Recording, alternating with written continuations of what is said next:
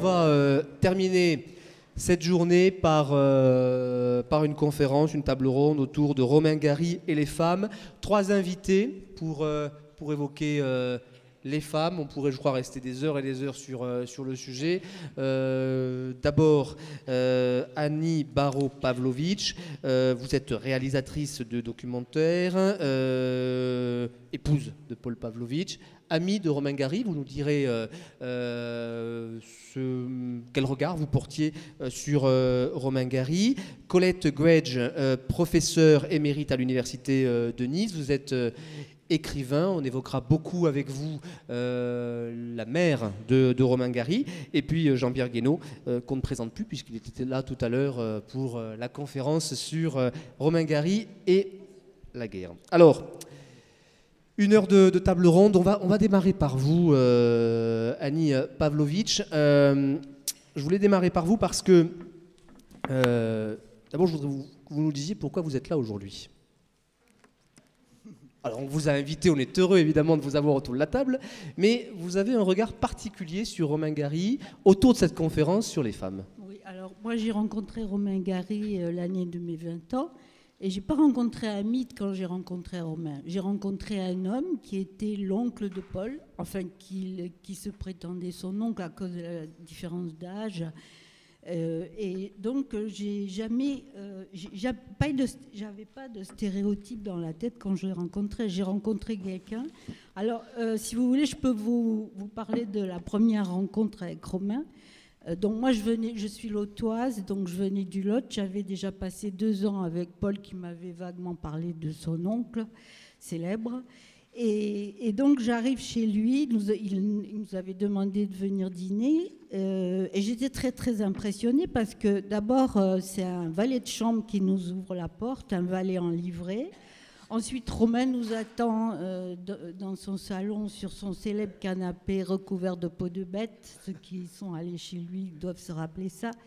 Et moi, j'étais impressionnée par son visage. Alors, Romain avait un visage exceptionnel. Il avait une espèce de sourire de travers avec sa petite moustache. Il avait des yeux incroyablement bleus avec des paupières tombantes. Il avait un physique absolument impressionnant. Donc, déjà, moi, j'ai vraiment été assez mal à l'aise. Et c'est vrai que il a été extraordinaire parce que moi, j'ai rien dit. Je me suis dit, vaut mieux rien dire que dire des bêtises, donc j'ai absolument rien dit. Et il m'a pas posé de questions. Il me regardait de temps en temps souriant, et j'ai trouvé qu'il était quand même vraiment très gentil. Et ensuite, après le repas, je me disais, chouette, je vais être débarrassée. Eh ben non, il a demandé à Ali, le valet de chambre, de nous préparer sa propre chambre, et lui a dormi dans son bureau.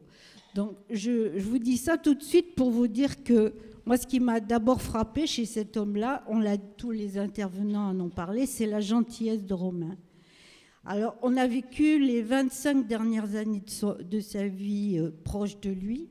Alors, la vie à ses côtés était absolument imprévisible, parfois terrifiante, parfois jubilatoire, mais jamais anodine. C'est-à-dire que la vie à côté de Romain était absolument irremplaçable. Alors, quand il était quelque part, il prenait toute la place à cause de son physique et à cause de son personnage. Et il m'avait dit, peu avant de mourir, dans 3 ans, on ne parlera plus de moi. Donc là, on est tous là pour montrer qu'il s'était un peu trompé. Alors, Romain séducteur. Alors, j'ai bien envie de parler de Romain séducteur parce qu'il n'y avait pas une personne de moins séducteur que Romain. Il était absolument nul quand il essayait de séduire. Romain était un adolescent, il avait peur des femmes, les femmes le fascinaient, mais il était absolument terriblement nul. Alors un jour, je vais vous raconter une anecdote. J'essaie de sélectionner les anecdotes sans trop rentrer dans des choses plutôt intimes. Donc on était à Ibiza, dans sa villa du bord de mer, et il y a 3 jolies femmes qui sont venues avec Peter Ustinov, qui était un de ses amis. 3 belles femmes. Alors Romain commence à les regarder de façon intéressante. Il dit bonjour, il fait un baise-main parce qu'il faisait le baise-main. Entre parenthèses, je voulais vous dire que Romain aurait été très mal à l'aise dans la génération bisous-bisous. C'est-à-dire que là, il n'aurait absolument pas accepté.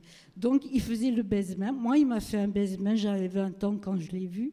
Donc, à propos de cette anecdote avec les belles femmes de Peter Ustinov, il y a donc ces deux jolies femmes qui sont arrivées et il a voulu faire le malin. Il était très mal à l'aise, il disait des mots d'autrefois sur la beauté des femmes. Et il a dit, je vais vous faire un soufflé au fromage. C'est le plat que je réussis le mieux. Entre parenthèses, c'est le seul qu'il savait faire. Donc il va dans la cuisine et il cherche les ingrédients qu'il installe sur la table devant les femmes ébahies. Et il dit, il manque un saladier, mes bonnes Espagnols passent leur temps à me voler les saladiers. Donc ça prouve qu'il était quand même un peu impressionné. Et il part à la ville avec sa moto et il revient avec un pot de chambre sur la tête. Et alors il était très très fier de l'effet qu'il faisait. Donc c'était sa façon de séduire, complètement inadaptée devant les femmes. Alors, c'est vrai qu'un jour, j'étais allée le voir et il m'a dit « Je suis très très fière de ce qui m'arrive. J'ai été élu l'homme le mieux habillé de Paris. » Et ça, c'est quelque chose qui l'a beaucoup marqué. Il était très fier. Et je dois dire qu'à propos de la séduction de Romain, il adorait plaire. Mais il n'était pas séducteur, mais il n'avait pas besoin. Il séduisait toutes les femmes.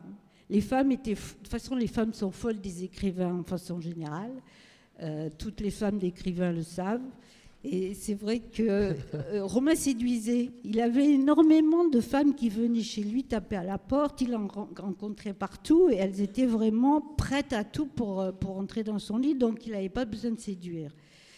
Seulement, on a dit tout à l'heure que Romain était très gentil. Et alors sa gentillesse avec les femmes lui posait parfois des problèmes parce que une fois qu'il avait fait ce qu'il voulait avec, il ne savait pas comment s'en débarrasser. Quand elle ne comprenait pas comment qu'il fallait partir, elle ne pouvait pas s'en débarrasser.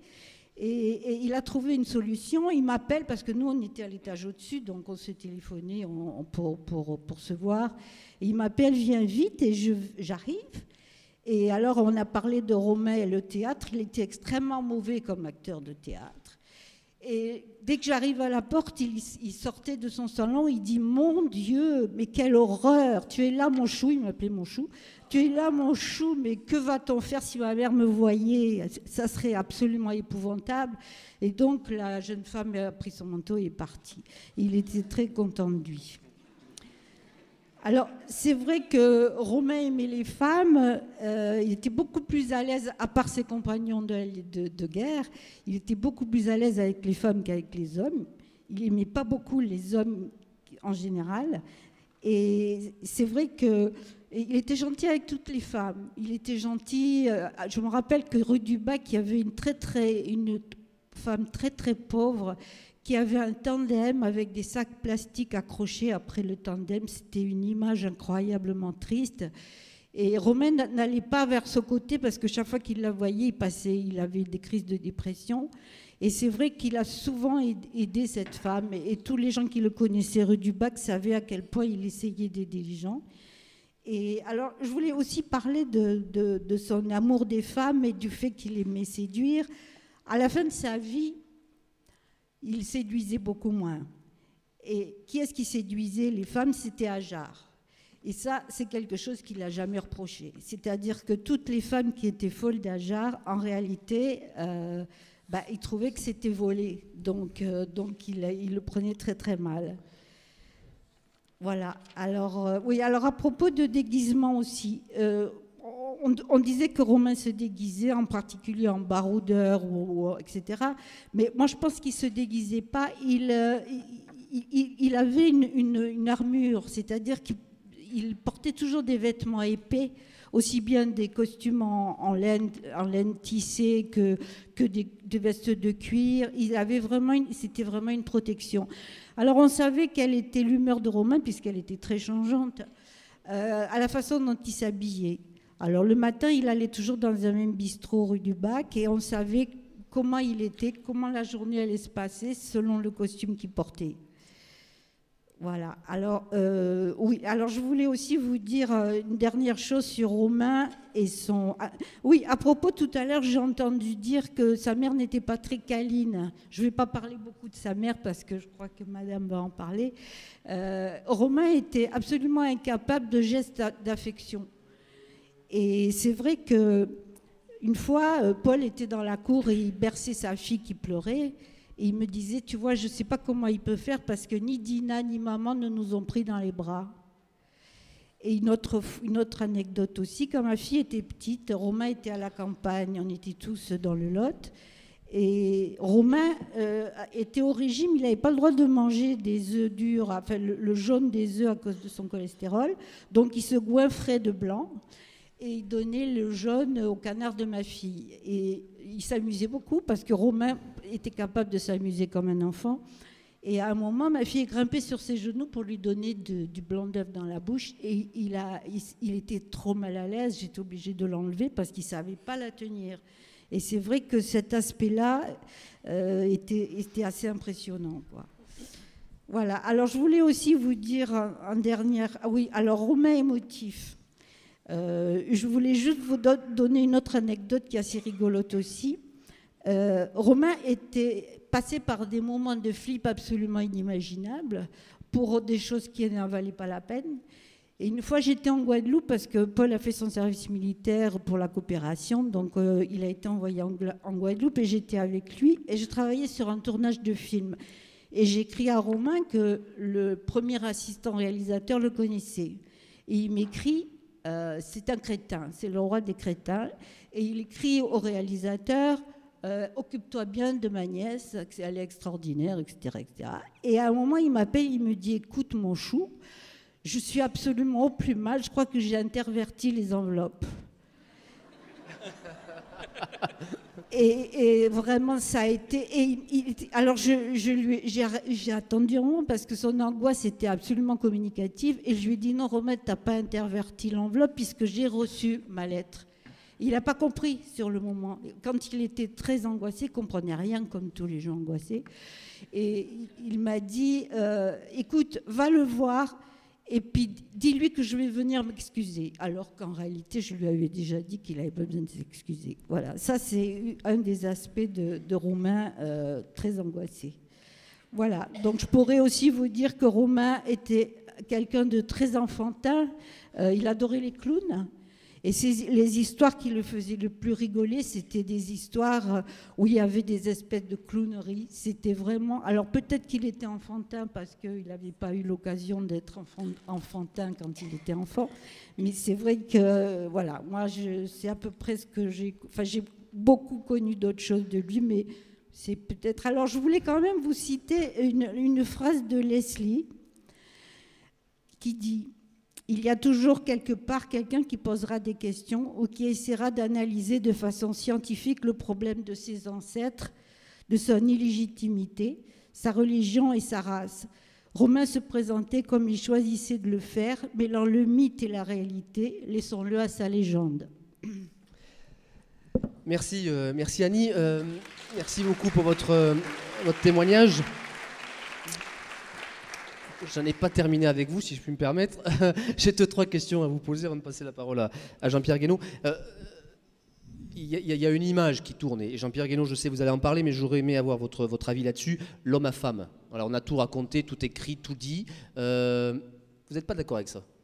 Qui, moi? Oui.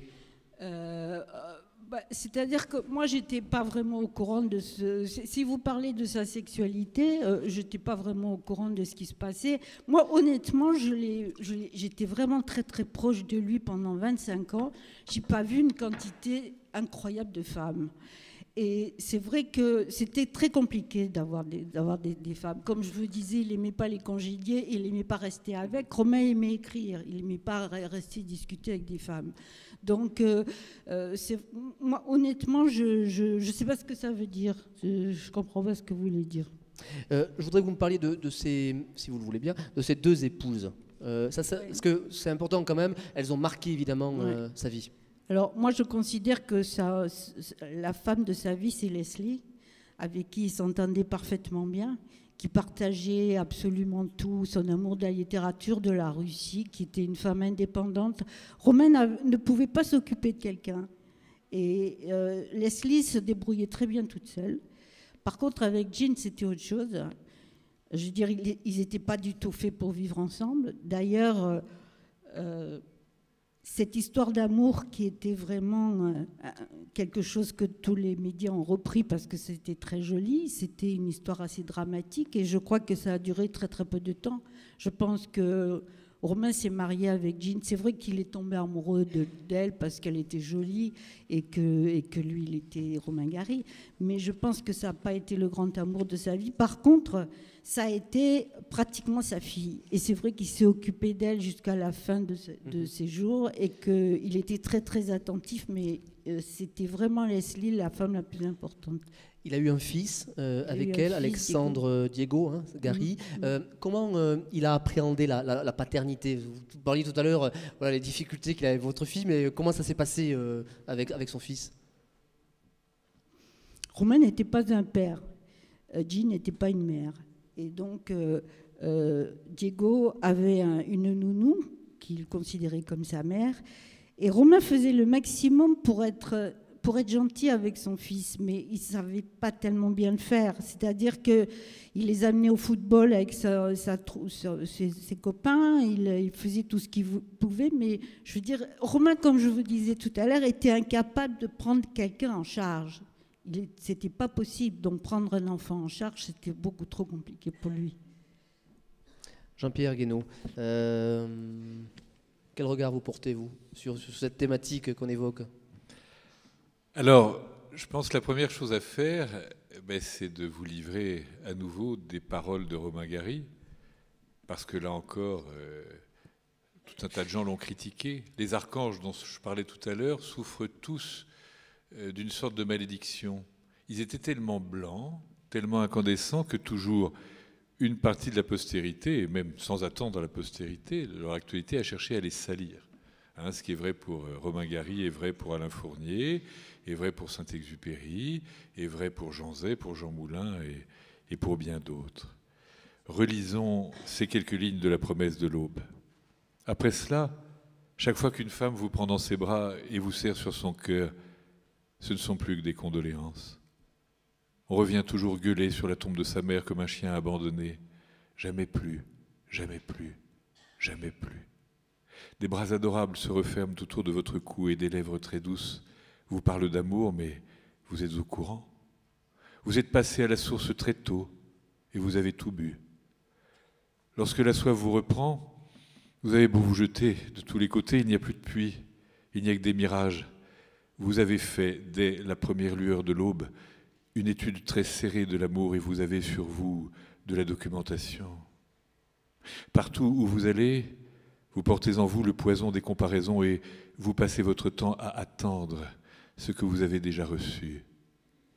Je ne dis pas qu'il faille empêcher les mères d'aimer leurs petits, je dis simplement qu'il vaut mieux que les mères aient encore quelqu'un d'autre à aimer.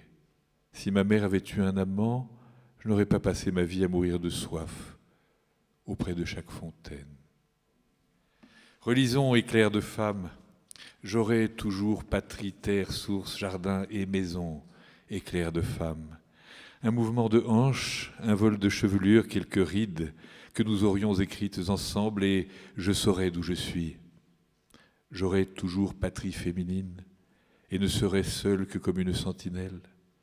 Tout ce que j'ai perdu me donne une raison de vivre, intact, heureux, impérissable. Alors voilà ce que certains ont résumé à l'homme à femme. Il faut relire ce livre magnifique qui est en vente, là, Le sens de ma vie. C'est une interview donnée à Radio-Canada quelques mois avant le suicide de Romain Gary. Même si j'écris un livre dans lequel la féminité n'apparaît pas, elle y figure comme un manque, comme un trou. Je ne connais pas d'autre valeur personnelle en tant que philosophe d'existence que le couple. Je reconnais que j'ai raté ma vie sur ce point, mais si un homme rate sa vie, ça ne veut rien dire contre la valeur pour laquelle il a essayé de vivre. Je trouve que c'est ce que j'ai fait de plus valable dans ma vie, c'est d'introduire dans tous mes livres, dans tout ce que j'ai écrit, cette passion de la féminité, soit dans son incarnation charnelle et affective de la femme, soit dans son incarnation philosophique de l'éloge et de la défense de la faiblesse. Car les droits de l'homme, ce n'est pas autre chose que la défense du droit à la faiblesse. Et si on me demande de dire quel a été le sens de ma vie, je répondrai toujours, et c'est encore vraiment bizarre pour un homme qui n'a jamais mis les pieds dans une église autrement que dans un but artistique, que cela a été la parole du Christ, dans ce qu'elle a de féminin, dans ce qu'elle constitue pour moi l'incarnation même de la féminité. Je pense que si le christianisme n'était pas tombé entre les mains des hommes, mais entre les mains des femmes, on aurait eu aujourd'hui une toute autre vie, une toute autre société, une toute autre civilisation. Alors, ces femmes, il y eut surtout Mina Katsef, on en parlera tout à l'heure, sa mère juive, sa mère trop juive par moments et quelque peu étouffante aussi, Christiel Sölderlud, alias Christelle Kriland, Ilona Gesmay, Leslie Blanche, Jane Seberg, et puis en 1978, Leila Chelabi. Elles devinrent Thérésina, Erika, Mina, Lila, Lady L, Yannick, Lydia et toutes les autres femmes de ses rêves et de ses romans. Et puis, il y eut les femmes de passage. Parlons-en. Il est assez fascinant de rapprocher Saint-Exupéry de Romain Gary. Pas seulement parce que l'un et l'autre étaient portés par cet appel du bleu du ciel, cet appel, l'un et l'autre sont des romanciers, poètes, aviateurs. Saint-Exupéry, comme Romain Gary, il y a les femmes qui ont compté. On vient d'en faire la liste. Et puis il y avait les femmes de passage. Faut-il en conclure qu'on avait affaire à une sorte de Don Juan de pacotille, d'homme à femme? Bien sûr que non. L'un et l'autre ont un point commun. C'est une angoisse de tous les instants. Et cette angoisse, elle est particulièrement forte à deux moments du calendrier. À l'aube ou au crépuscule. Et l'un comme l'autre, j'avais comparé pour Saint-Exupéry les femmes de passage à des doudous.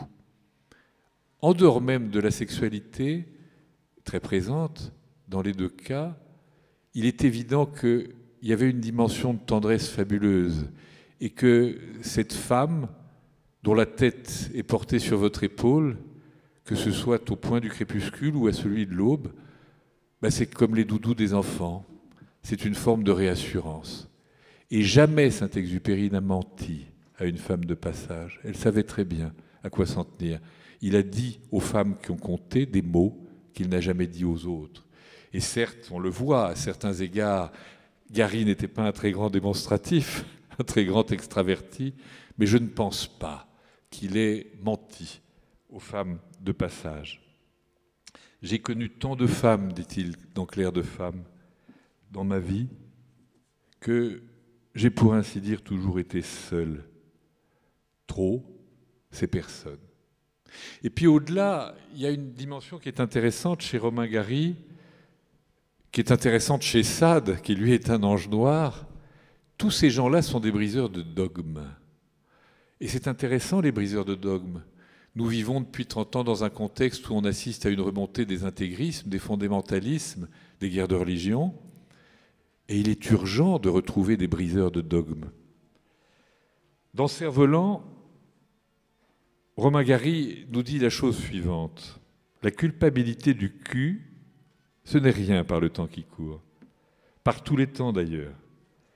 La culpabilité du cul, c'est presque la sainteté comparée au reste.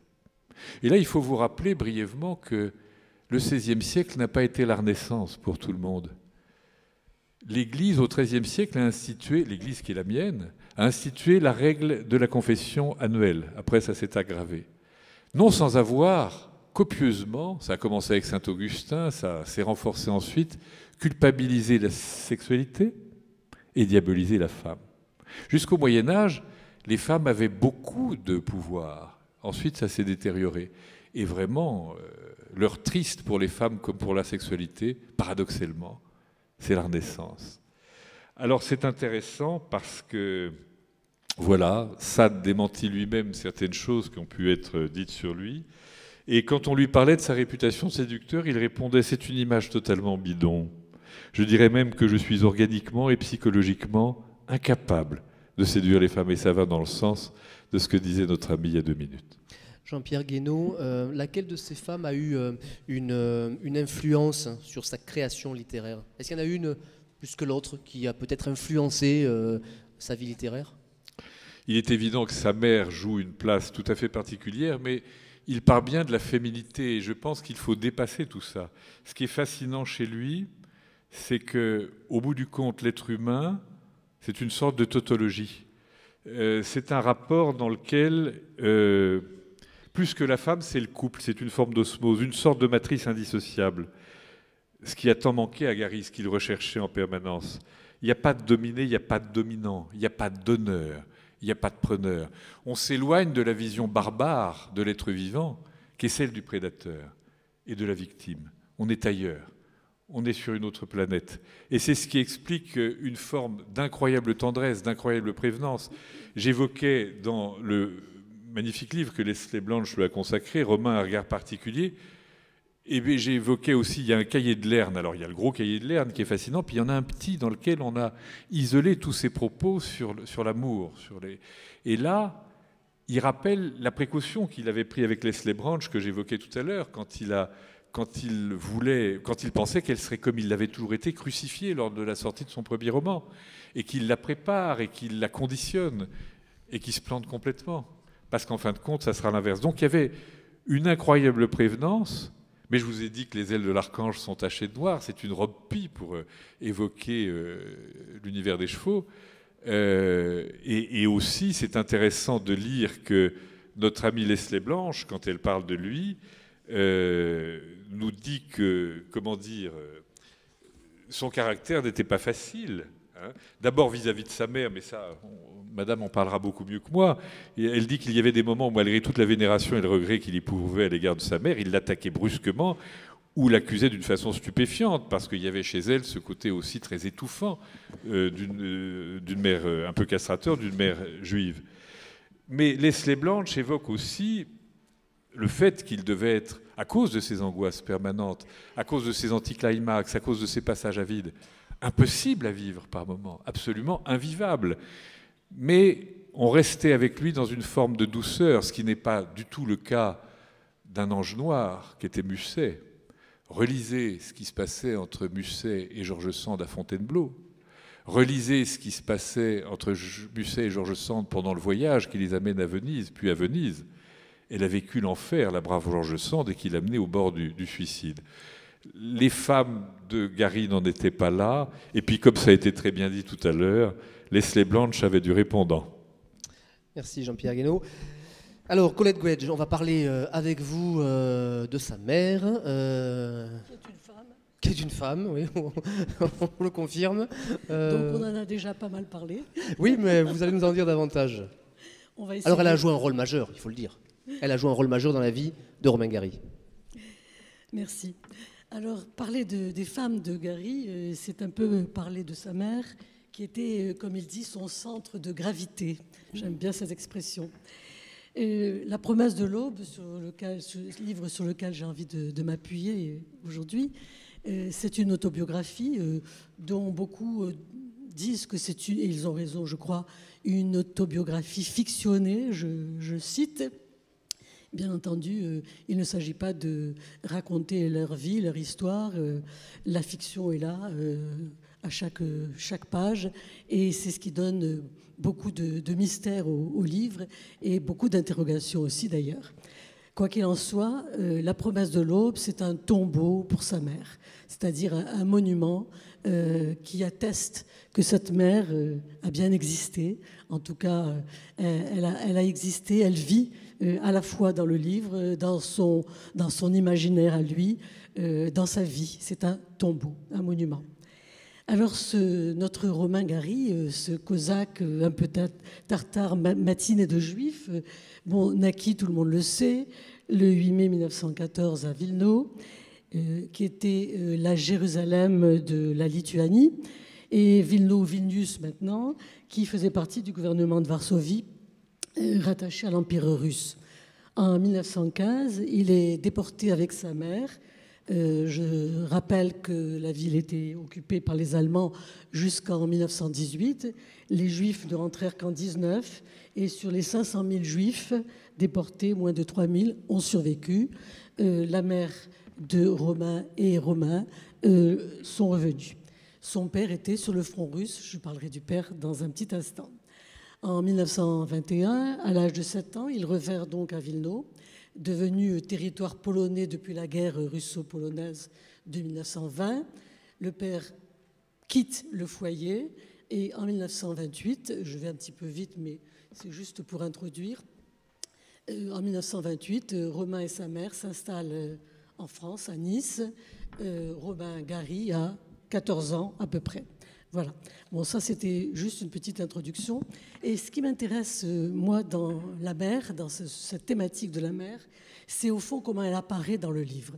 C'est-à-dire comment elle apparaît dans une écriture, l'écriture de Gary, qui est une écriture, demain, je crois qu'on en parlera, de ce monument à la langue française, qui est une écriture extrêmement enlevée, musclée, tendre aussi, passionnée, objective parfois, pudique aussi, et je crois que ça c'est extrêmement intéressant, donc d'essayer de cartographier un petit peu ou de radiographier un peu l'image de sa mère et de la saisir un peu entre les lignes.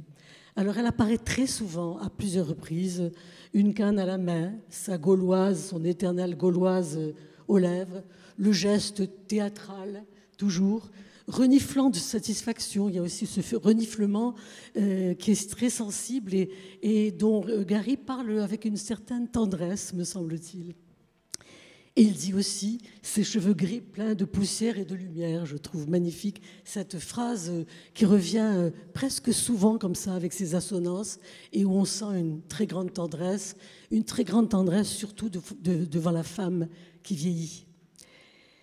C'est une dame donc aux cheveux gris, aux beaux traits, volubile et dominante, je cite. Ces deux passions, vous le savez tous, son fils, auquel elle voue un amour exclusif, démesuré, sublime. C'est la mère sublime, je crois qu'on peut le dire. Et puis la France, dont elle pense que c'est le paradis terrestre et à laquelle elle voue aussi très tôt une adoration sans borne. Cette adoration, elle va la transmettre à son fils. Romain, donc tout jeune, est élevé au biberon d'une France mythique, peuplée d'histoires fabuleuses, racontées avec tout l'art des conteurs orientaux, car c'était vraiment une femme qui savait conter, plus que raconter d'ailleurs. Peuplée d'histoires fabuleuses, elle était devenue en fait elle-même une sorte de chef-d'œuvre poétique. Je cite Romain Gary. Elle parlait dans un français parfait et avec l'accent russe. Et Romain Gary nous remémore, enfin nous fait revivre ces moments où justement la lecture à haute voix de la France, mais aussi de la littérature française, étaient au fond pour lui des moments d'abandon et des moments de fascination totale. Je crois que donc la France, c'est aussi celle de la littérature, c'est aussi celle des artistes, et c'est aussi une France fabuleuse et fabuleusement à la fois éloignée et proche. La promesse de l'aube nous montre une mère courage, à la volonté de faire, absolument inébranlable, énergique, à la poigne virile, et qui ne désarme jamais devant les difficultés de la vie. Il écrit « D'une certaine façon, je peux dire que ma mère était le premier général de Gaulle que j'ai rencontré. » Une femme qui veut gagner coûte que coûte, qui veut tenir coûte que coûte par tous les moyens au moment où leur vie est quand même très précaire quand ils arrivent à Nice. Et déjà d'ailleurs à Wilno, elle était aussi évidemment très précaire. Alors, pour survivre à leurs besoins, elle s'essaie aux métiers les plus divers, déjà à son arrivée à Nice, y compris d'ailleurs les moins glorieux, parfois même les plus interlopes. Elle qui était modiste de métier, elle confectionne des chapeaux en falsifiant souvent les étiquettes pour faire croire qu'il vient de chez un très grand couturier parisien, Paul Poiret, et les ventes affluent. Gary, en matière de supercherie, était quand même à bonne école. je pourrais vous donner encore d'autres anecdotes. Elle fait du porte-à-porte, dans les palaces, pas loin d'ici, au Negresco, entre parenthèses, pour vendre, dit-il, ses bijoux de famille. Il y avait des trésors qu'elle avait accumulés, qu'elle avait ramenés en effet de l'argenterie, en particulier qu'elle essaie de vendre plus ou moins bien. Elle achète des dents, nous dit Romain Gary, que faute de formule adéquate, il appelle des dents d'occasion. Et comme ça, il va pouvoir récupérer l'or de ces dents pour essayer de les revendre. Vous voyez que là, on vit d'expédients et puis bon, on essaye de vivre comme on peut. C'est au fond la débrouillardise.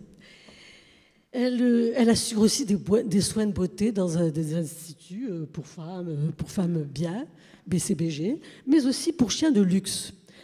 Elle installe un comptoir de légumes non loin du marché de la Buffa, qui a dû garder longtemps le souvenir de cette femme grandiose qui faisait des scandales à tout bout de champ. Elle vend des appartements. Bref, je passe sous silence. Je ne vais pas vous faire un relevé de tout ce à quoi, de tous les métiers, les petits métiers auxquels elle s'est livrée pour pouvoir, avec son fils, mener une vie honnête, et puis surtout pour permettre à ce fils de grandir bien, de l'élever, et pour qu'il soit un grand homme, vous le savez.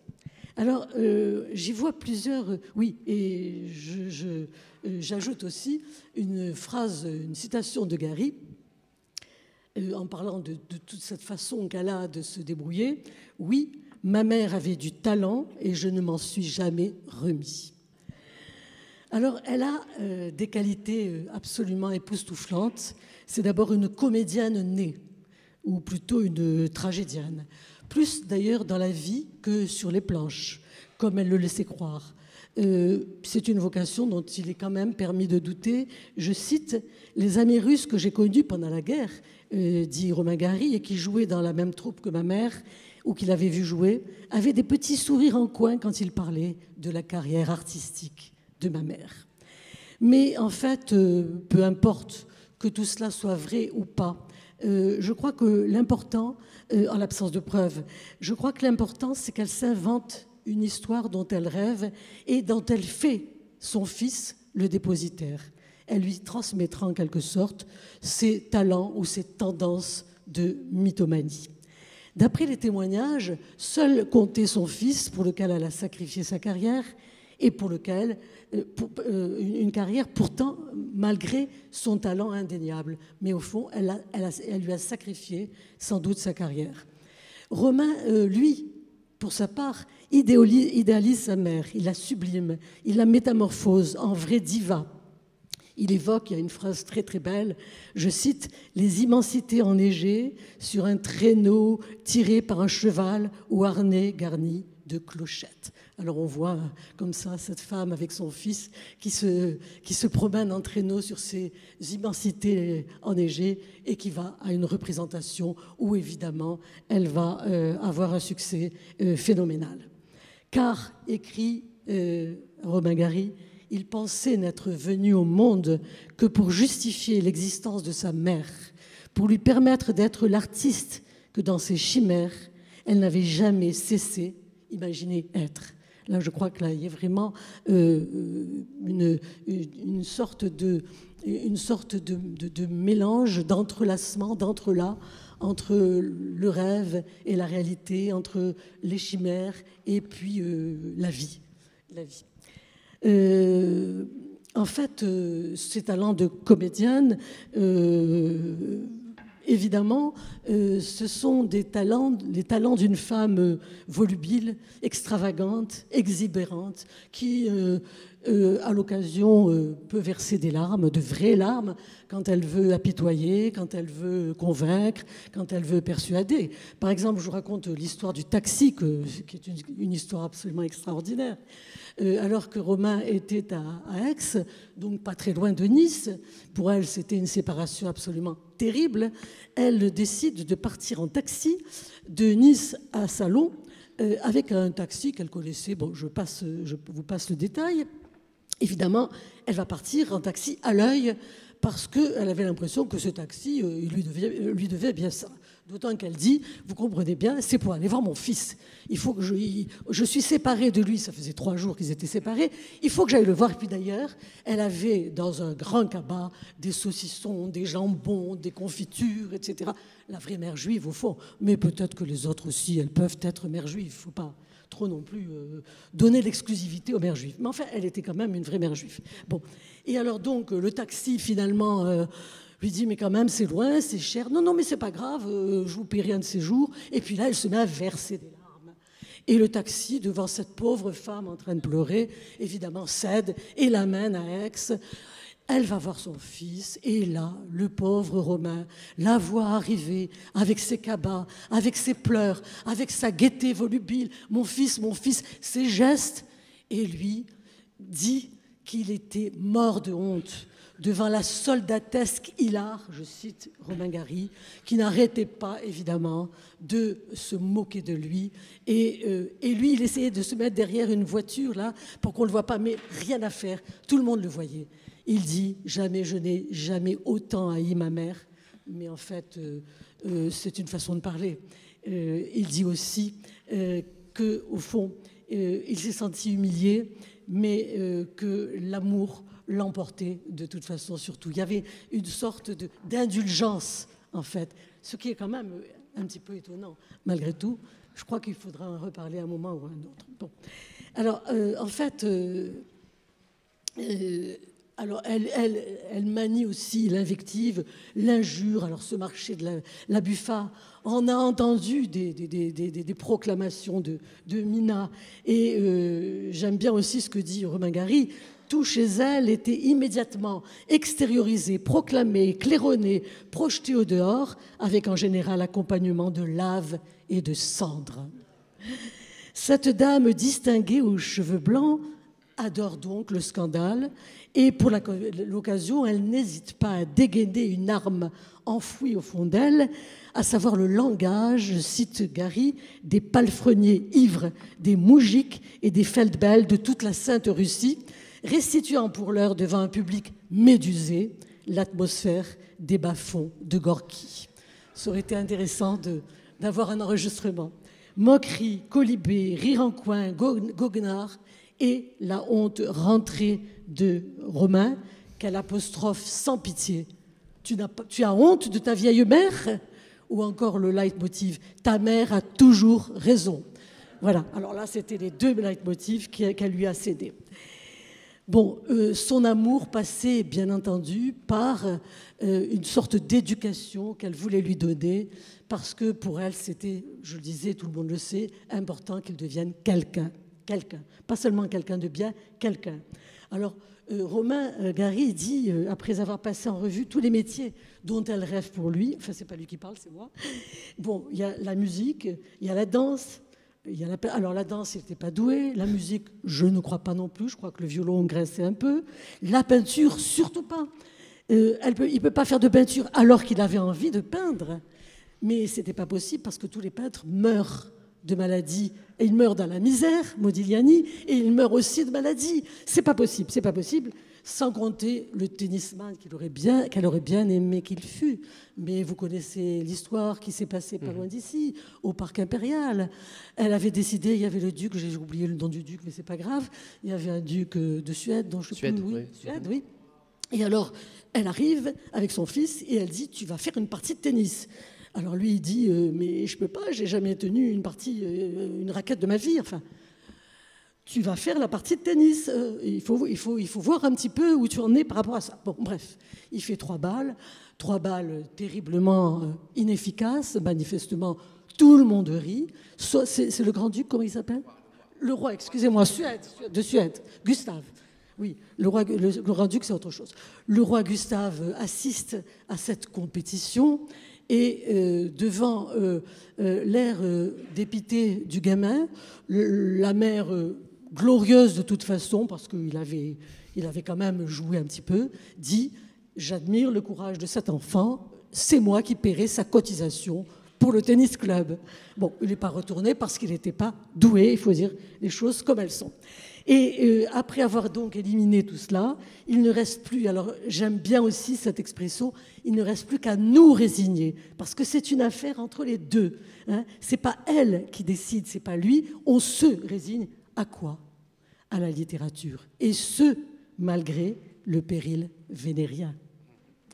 Alors, il y a un auteur qui, au fond, qu'adore sa mère, et bien qu'il soit mort syphilitique, c'est Guy de Maupassant.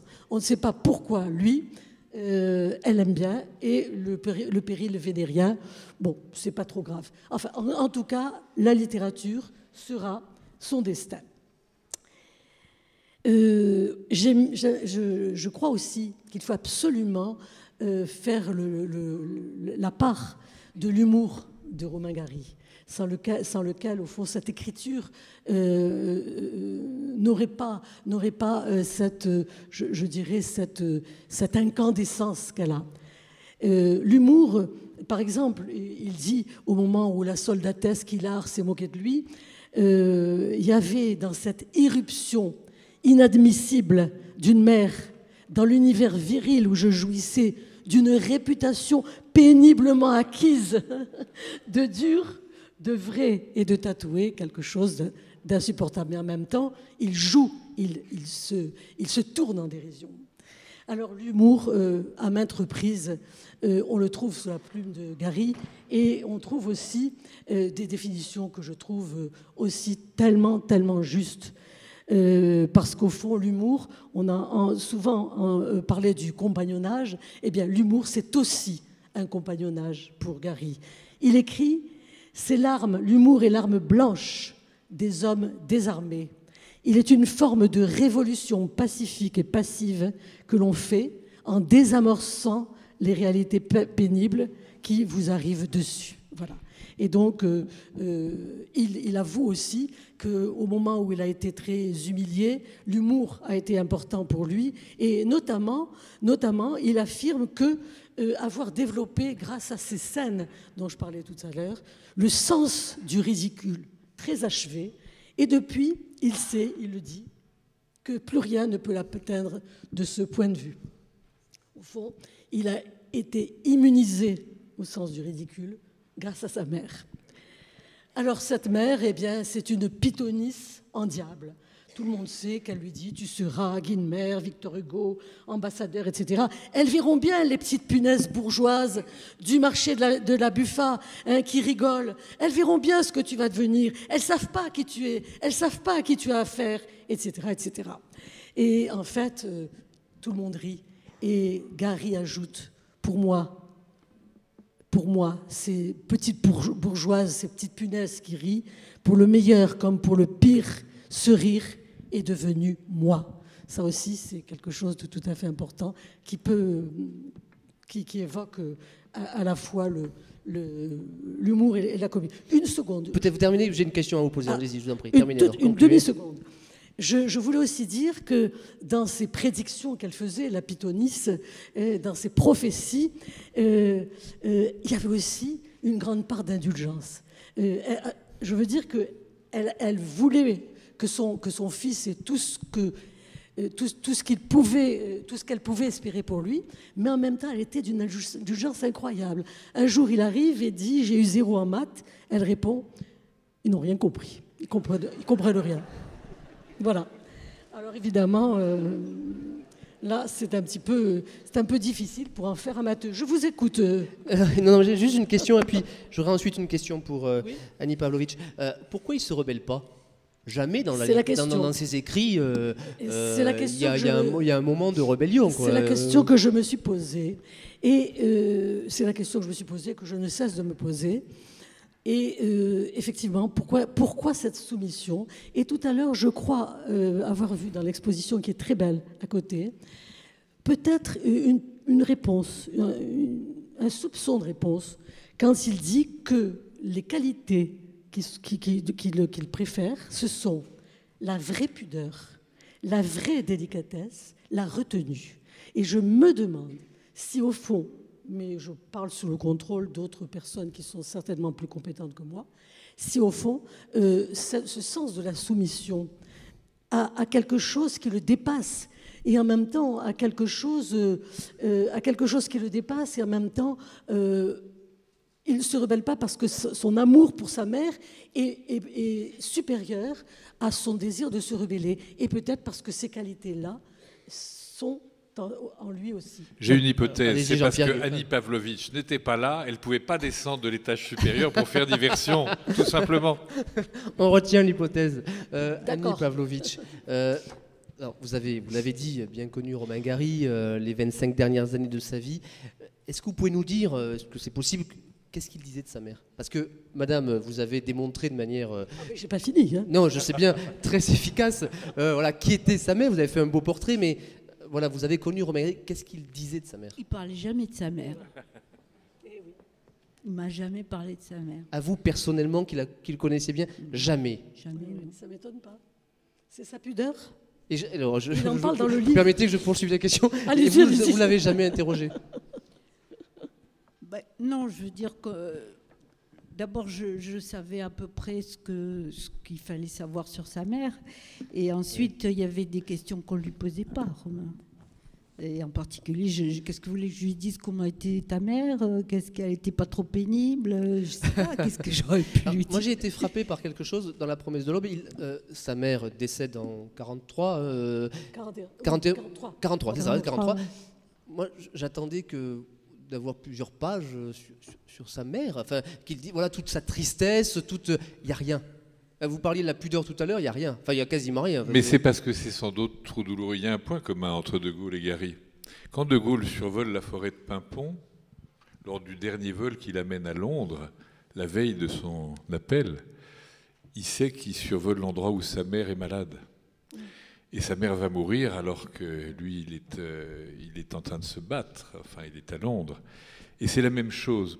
Toute sa vie, De Gaulle a gardé sur lui une lettre. Cette lettre, écrite curieusement avec une encre moderne, une encre turquoise, c'est une amie de sa mère qui la lui a envoyée alors qu'il était encore à Londres, qui lui dit « Voilà, je voulais vous dire que je suis amie de votre mère.